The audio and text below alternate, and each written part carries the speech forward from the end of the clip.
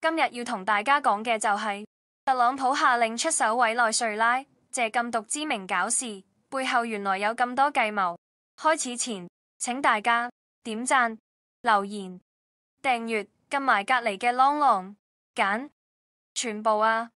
特朗普一紙命令落去，南美個火藥桶係咪要爆啦？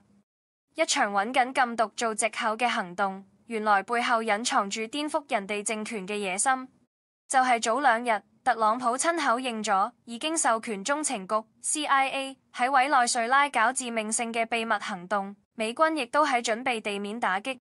嘴上講緊係毒品威脅，但明眼人都睇得出，委內瑞拉根本唔產毒，亦都唔係毒品主要通道。呢個拳頭打得未免太偏了東。更加耐人尋味嘅係，美國一邊喊住反毒，一邊對哥倫比亞嘅毒品問題開一隻眼閉一隻眼。另一邊就對馬杜羅政府步步進逼，甚至出5000萬美元懸賞緝拿人，皆因人哋唔肯聽美國話，能源交易用人民幣，同中俄合作，拒絕美元霸權，根本就係觸動咗美國嘅利益。而家白宮直情唔扮嘢啦，連合法依據都拿唔出嚟，就連民主黨都睇唔過眼，呢個係濫用軍權。但特朗普偏偏揀喺呢個節骨眼強硬出擊，大選就快到。擺明晒係要晒肌肉拉選票啦。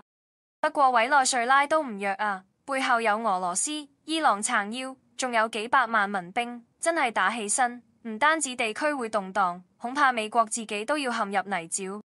其實美國之所以咁針對委內瑞拉，原因就係以下兩點：經濟利益考慮，委內瑞拉有豐富嘅石油資源，已探明石油儲量達3000億桶，美國想掌控委內瑞拉嘅石油命脈。通過打壓馬杜羅政府，扶持親美勢力，以保證自己喺石油資源方面嘅利益同對國際石油市場嘅影響力。